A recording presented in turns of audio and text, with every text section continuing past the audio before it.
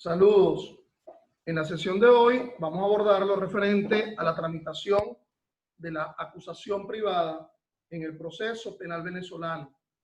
Procedimiento por delito de instancia de parte agraviada que se encuentra regulado en el Código Orgánico Procesal Penal a partir de los artículos del 392 y siguientes. Quien les habla es el profesor Ángel Serpa Aponte, y esta clase está dirigida fundamentalmente a mis alumnos de la asignatura práctica de Derecho Penal de la Universidad Central de Venezuela, transmitida desde julio de 2020.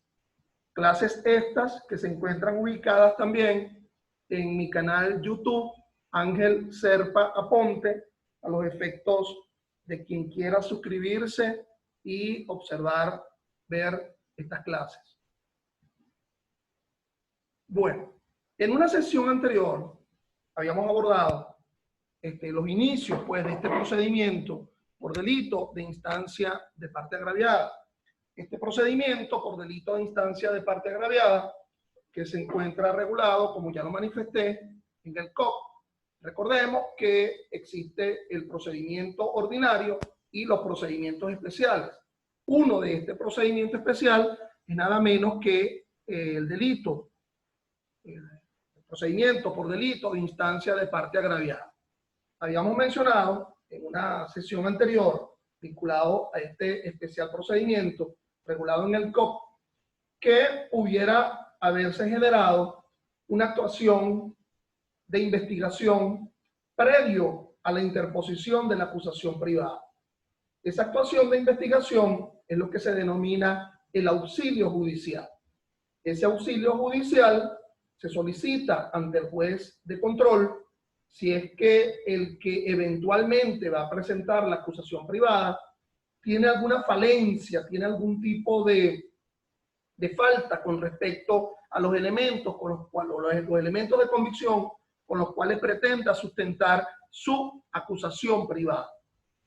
Esta solicitud de diligencia de investigación, denominado auxilio judicial, que se interpone ante el juez de control, es a los fines que, si es declarado procedente con lugar dicha solicitud de auxilio judicial, se remite las actuaciones al fiscal superior del circuito en donde se requieran realizar estas investigaciones a los efectos de que le asigne la causa a un fiscal subalterno para que tramite dicho auxilio judicial.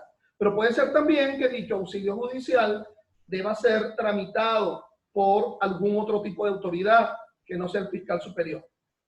A fin de cuentas, una vez que culmina esa investigación, que por cierto el código no establece el lapso, la duración de dicho auxilio judicial, pero debe entenderse bajo una pauta de lógica que dicho auxilio judicial debería ser en un breve lapso, en un breve tiempo, porque si no operaría la llamada prescripción a partir del momento de la comisión del hecho que se quiere acusar.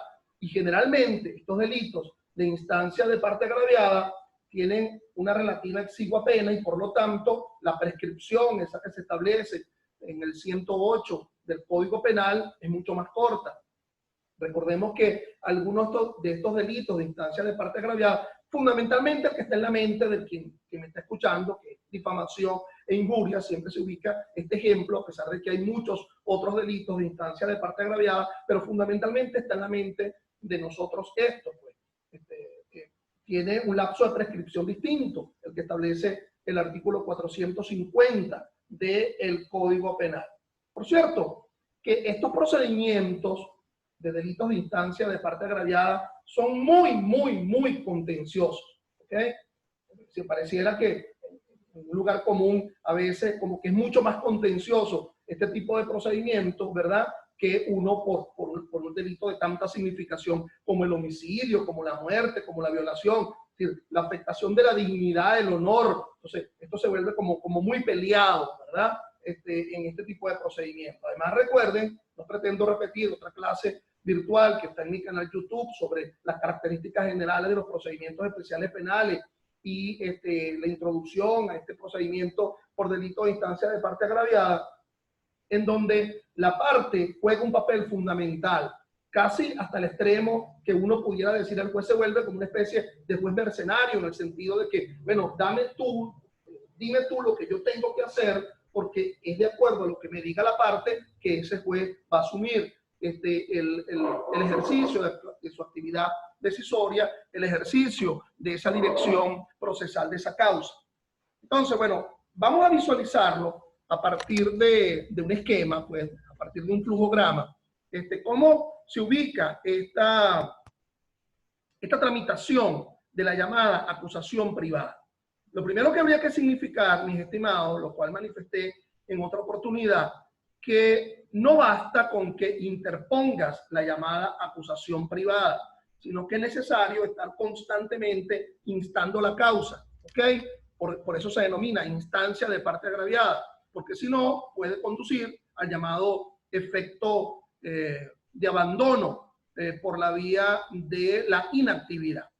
Entonces, bueno, se interpuso esa acusación privada en donde debe manifestarse el nombre del acusador, el acusado, digamos el parentesco que se tienen, la data de las partes, bueno, la significación de su domicilio, los elementos de convicción. Decía yo en aquel momento que contrario a otro tipo de acusación, y por favor, vamos a volver a diferenciar entre acusación particular propia, que es la que interpone la víctima por delito de acción pública, con respecto a la denuncia, que es poner en conocimiento un delito de acción pública, con respecto a la querella, que es poner en conocimiento de una forma mucho más formal, escrita, indicándose el tipo de delito en un delito de acción pública, que esta que nos está ocupando, que es la llamada acusación privada. Entonces, la acusación privada ciertamente la interpone la víctima, pero, repito, por delito de instancia de parte agraviada. Profesor, ¿cómo voy a saber yo si el delito es de instancia de parte agraviada a los efectos de establecer irme por la vía del procedimiento ordinario o irme por la vía del procedimiento especial por delito de instancia de parte? Bueno, lo describe la propia norma de donde procede el delito, ¿ok?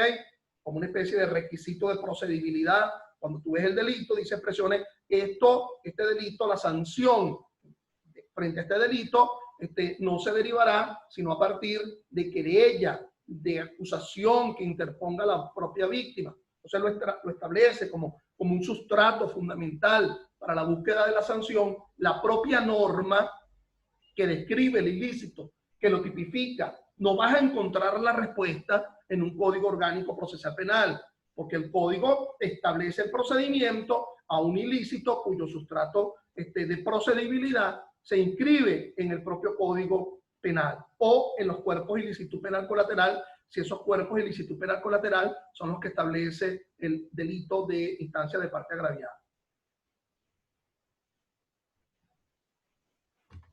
Entonces, esa acusación que se interpone ante el juez de juicio pudo haber sido acompañado con las resultas que se derivaron de la solicitud de auxilio judicial, que es previo y que es ante el juez de control, habiéndola declarado con lugar al juez de control, bueno, instruye, percibe al Ministerio Público para que realice esa investigación.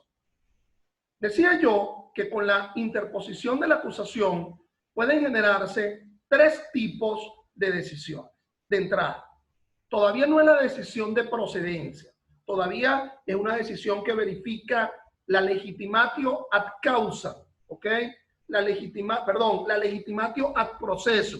Ad causa ya lo tiene porque esa víctima ha sido ofendida directamente por el delito de instancia de parte.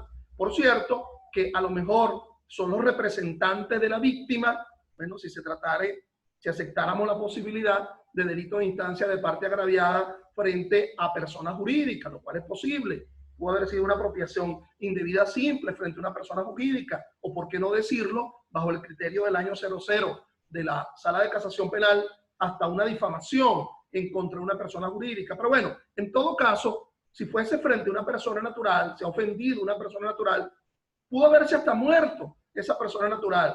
pero se está protegiendo la dignidad, el honor del que ya no existe por parte de su familiar. Entonces, bueno, decía yo en esa sesión anterior que la interposición de la acusación privada con apoderado especial debe ser ratificada por la propia víctima ofendida por el delito ante el propio tribunal de juicio. Esa interposición de la acusación privada, repito, pudo haber sido acompañándola con las resultas del auxilio judicial que se llevó a cabo en una etapa anterior ante el juez de control, o no hubo necesidad de tal auxilio judicial. Todos los elementos de convicción los tengo allí. Profesor, ¿por qué usted habla de elementos de convicción y no habla de pruebas que sustentan la acusación privada? Porque el especial procedimiento establece que en una oportunidad posterior, en ocasión de la fijación de la llamada audiencia de conciliación, porque no se denomina audiencia preliminar, es en esa oportunidad que se ofrecen pruebas por ambas partes, por la parte acusadora y por la parte acusada, siendo que ahora son elementos de convicción que se acompañan objetivamente, que están allí a los efectos de que el juez de juicio penal pueda verificar la admisibilidad, una especie de admisibilidad al trámite, ¿ok? Te concedo la legitimidad ad proceso de dicha causa, pero vamos a ver ahora cómo se desarrolla, cómo se desenvuelve ese procedimiento en sentido ulterior. Entonces, bueno, de entrada le corresponde al juez 3 decisiones: o la inadmite esa acusación. ¿Por qué? Bueno, porque no es penal, no es por un hecho penal. Hubo un incumplimiento contractual, un contractual civil, ¿ok? Hubo abandono del domicilio conyugal. Eso no configura ningún delito, eso no es penal. Quizás pueda ser tramitable en un proceso, pero no en el ámbito penal. O el hecho está evidentemente prescrito. Ha ocurrido la prescripción de ese delito de instancia de parte agraviada. Esa prescripción, que repito, se verifica en el artículo 108 y siguiente del Código Penal, pero que también pueden ser que los delitos de instancia tengan su especial prescripción, como por ejemplo la difamación, la injuria, como lo establece el 450 del Código Penal. Por cierto que esa decisión, ese auto de inadmisión por parte del juez de juicio, tendrá que ser decidido en los 5 días hábiles siguientes a la ratificación personal de la acusación privada interpuesta por la víctima.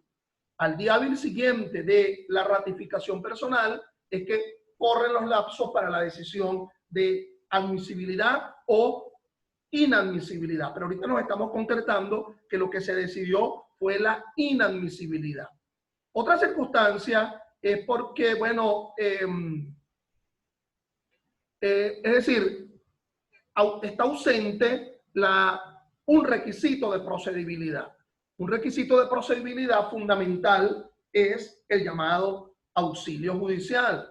Bueno, si presentaste una solicitud de auxilio judicial ante un juez de control, es porque estaba de alguna forma aseverando comportamiento procesal de las partes que todavía no tienen un convencimiento pleno. Y la otra circunstancia por la cual se concedería la inadmisibilidad, esa desestimación de esa acusación privada, es porque, sí, es un delito. Sí, pero es un delito de acción pública. ¿Ok? Es un delito de acción pública grave porque supera los 8 años en su límite máximo o menos grave. ¿Ok? Delito a ser conocido por la jurisdicción de violencia de género, porque es un delito que se establece dentro de la orgánica y especial ley sobre los derechos de la mujer a una vida libre de violencia, o puede ser un delito que se ubique en el ámbito del sistema penal de responsabilidad del adolescente, o puede ser un delito militar. Entonces, bueno, es un delito de acción pública. Aquí no es. Es en la oficina de al lado. Aquí no es. Aquí no corresponde. No es en acusación privada. No te estoy desestimando tu legitimidad a la causa. Ni siquiera te estoy desestimando tu legitimidad a un proceso, pero a este procedimiento especial, pues no será. Algunos me preguntarán, profesor, si se inadmite porque el delito es de acción pública, se declina, el juez de juicio está obligado a declinar la competencia ante un juez de control. Mire, en realidad, el inicio de una causa penal la asume un titular de la acción penal. Por eso hablamos de un sistema acusatorio. ¿Okay? Mal se podría decir que el inicio de una causa penal, asumiendo la noción de titularidad de la acción penal por la vía de la declinatoria, la hace un propio juez, mucho más un juez de juicio. Entonces, soy de los que cree que conforme al COP se establece que cuando cualquier funcionario público se entere de la comisión de un delito, está en la obligación de denunciarlo, de participarlo ante el fiscal del Ministerio Público. Es decir, si hay un delito de acción pública que ha sido conocido por la indebida interposición de una acusación privada y el juez de juicio como funcionario público asume ese conocimiento, él tendrá que remitir copia certificada de esa decisión de inadmisión en donde se desestime al fiscal superior del circuito en donde se supone se cometió ese delito de acción pública, a los efectos de que ese fiscal superior procure la posibilidad de un inicio oficioso de la causa. Ello no es óbice, ello no impide, ¿verdad?, que la propia víctima, siendo el delito de acción pública, bueno, más bien acompañe con esa auto de inadmisión por parte del juez de juicio para procurar un acto de proformación de la acción penal. Es decir, una denuncia o una querella ante el Tribunal de Control o una denuncia ante los órganos receptivos de la misma, que son, bueno, el Ministerio Público, todas esas oficinas de atención a la víctima que se encuentran desperdigadas en todos los circuitos judiciales penales y, por qué no decirlo, la propia autoridad policial. Entonces, bueno, bajo esas cuatro circunstancias pudiera darse la llamada inadmisibilidad de la acusación privada. Pero también, por cierto, que esa decisión de inadmisibilidad puede ser apelada, ¿ok?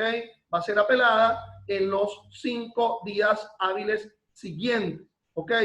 Aquí, en realidad, debo manifestarle que el tema de la apelación en los 5 días hábiles siguientes se verifique en la idea de que esta fase, esta etapa, que sería con la presentación de la acusación privada, se asimila un tanto a la presentación de la acusación pública, que conforme al 309 y al artículo 156 del COP, hace que los días hábiles son los días de efectivo despacho, el cómputo de los días hábiles como días de despacho.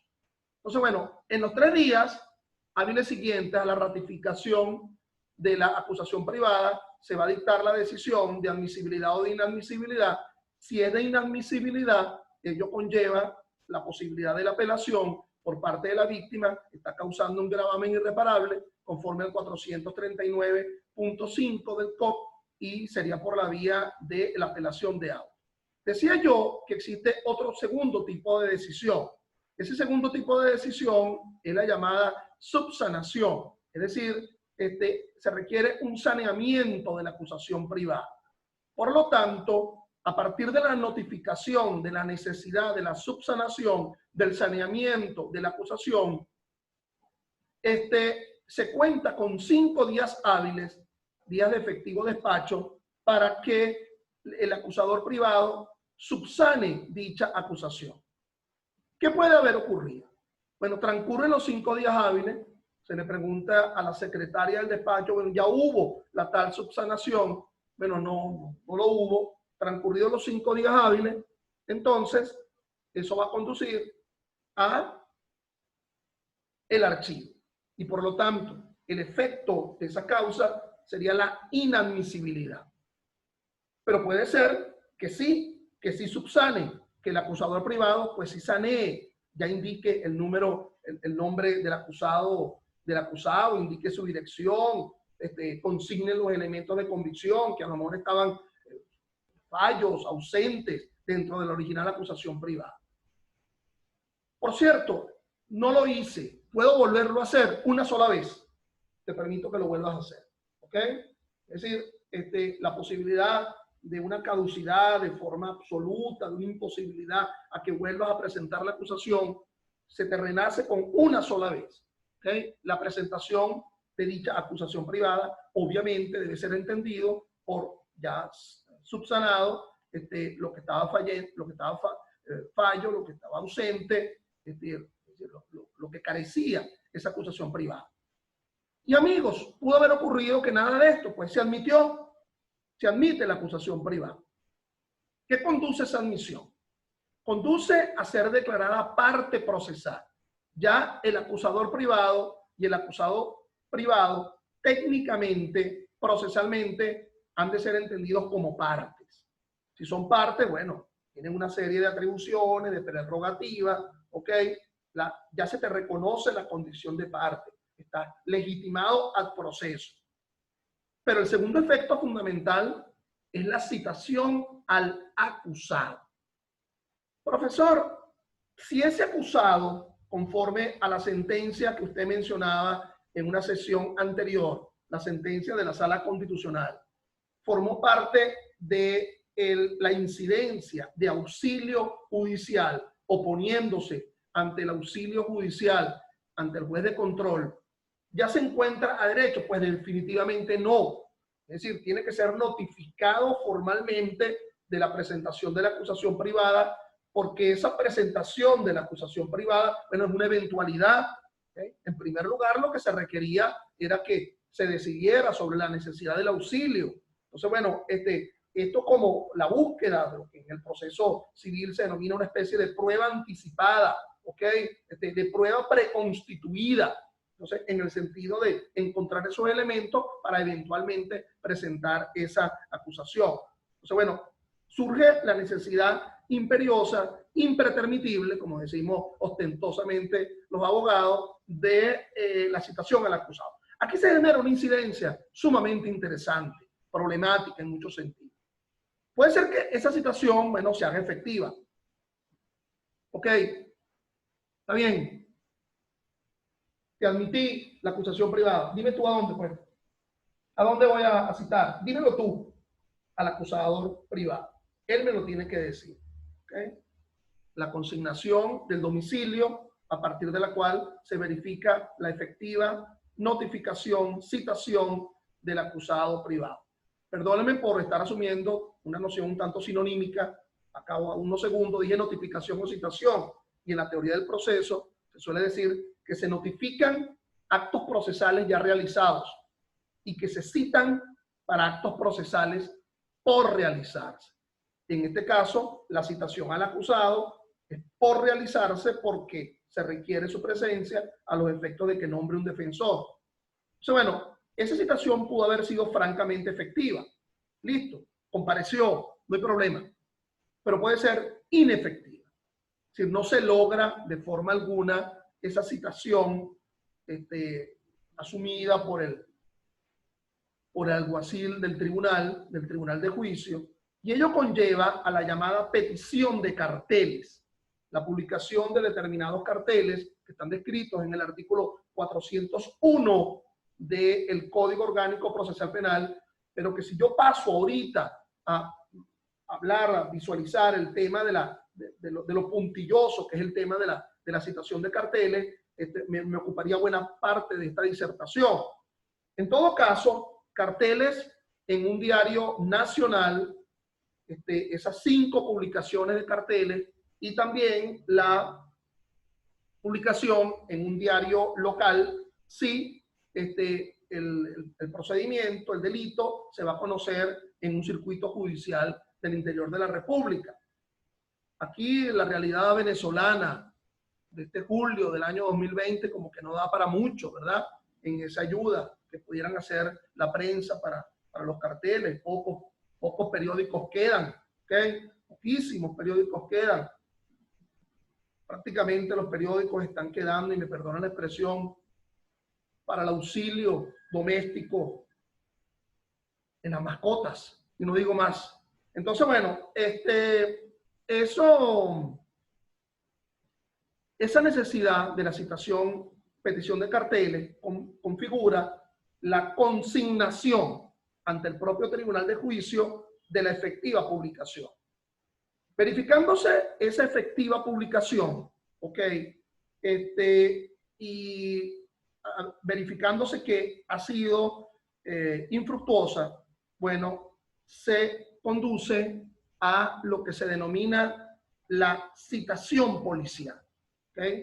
Hacer comparecer a el citado, al acusado, por vía de la actualidad, la acción policial. Entonces, bueno, la comparecencia esa coactiva, aún por un delito de instancia de parte agraviada, tú dirás, pero bueno, a lo mejor buena parte de estos delitos no supera a los 8 años en su límite máximo. Allí está, por ejemplo, los delitos menos graves, ¿ok? 354 y siguientes del Código Penal, en donde se dice que siempre se impondrá una medida cautelar, a menos que se dé una circunstancia de prófugo, de rebelde o de contumaz. Bueno, precisamente estamos visualizando ello, ¿ok? Hay una circunstancia de contumacia en el sentido de que, bueno, no se ha podido hacer comparecer a alguien para que precisamente asuma su derecho a la defensa. Dicho en palabras técnicas procesales, es una medida de aseguramiento, ¿ok? Y no se trata de una medida judicial preventiva privativa de la libertad. No es una medida de coerción personal, no es una medida cautelar, porque esa medida se dictará audita, alteram par, es decir, en previa realización de audiencia, o la medida judicial preventiva privativa de la libertad, escrita en el 240, o cualquiera de las medidas cautelares sustitutivas. Una medida de aseguramiento a los efectos de hacer comparecer a alguien para que pueda realizar nada menos que su derecho a la defensa o su cuestionamiento a la propia acusación privada, que hasta ahora no ha sido conocida por él. Entonces, bueno, asumamos que se efectiviza el tema de la comparecencia, bien sea por la verificación de los carteles, bien sea por la citación efectiva o bien sea por la actuación policial. Llegado ese momento, entonces se realizará la juramentación del defensor. La comparecencia del acusado ante el tribunal de juicio va a conllevar a la llamada juramentación del defensor. A partir del momento de la comparecencia, el tribunal debe esperar 5 días hábiles a que dicho acusado nombre a su defensor a los fines de su juramentación. Si no lo hace, si en los 5 días hábiles que corren a partir del día posterior a la comparecencia, una vez siendo citado, le nombrará un defensor público. El defensor público va a asumir la asistencia letrada de ese acusado privado. Por lo tanto, surgirá una gran pregunta. Profesor, ¿yo puedo tener un defensor público para acusar? Es decir, la víctima auxiliándose del servicio de la defensa pública a los efectos de presentar una acusación privada. Bueno, de entrada, pero no se percibe, pues tanto en la propia ley orgánica de la defensa pública, ¿ok?, como en el Código Orgánico Procesal Penal. Recordemos que son delitos de acción de instancia de parte agraviada, no son delitos de acción pública. Se vulnera un bien jurídico muy caro, muy personal a la propia víctima. Entonces, bueno, en principio yo niego esa posibilidad, ¿ok? Niego la posibilidad a menos que se tratare de un delito de instancia de parte agraviada que se ofende a un discapacitado, a un menor, ¿ok? Y en este caso, cuando se tratare de un menor, existe lo que establece el propio Código Orgánico Procesal Penal en los artículos 24 y 25, que es que el Ministerio Público asuma la representación. ¿De qué les estoy hablando? De un fiscal del Ministerio Público presentando una acusación privada. Cuando lo que se está afectando, el bien jurídico que se está afectando, le es inherente a un menor, a un discapacitado, bajo las pautas que describe el 24 y el 25 del COP. Sigamos entonces en el abordaje de esta tramitación de esta acusación privada. Entonces, una vez que se verifica la juramentación del defensor, definitivamente se fija la audiencia de conciliación. ¿Okay? La fijación de la audiencia de conciliación va a conllevar que 3 días antes de la efectiva realización de la audiencia de conciliación, conforme al artículo 402 del COP, las partes pueden realizar estas actuaciones. ¿Ok? Por cierto, se denomina audiencia de conciliación. ¿Cuáles son esas actuaciones que pueden realizar las partes? Hasta el tercer día anterior de aquel en que se ha fijado la audiencia preliminar. Es decir, los 3 días anteriores, pretéritos a aquel en que se fijó la audiencia preliminar, es cuando las partes pueden realizar estas actuaciones. La primera, presentación de excepciones. Las excepciones que se describen en el propio Código Orgánico, en el artículo 28, que serían las mismas excepciones que son posibles para cuestionar delito de acción pública. ¿Ok? Las mismas que están descritas en el artículo 28, acción promovida de forma ilegal, falta de competencia, falta de jurisdicción, extinción de la acción penal.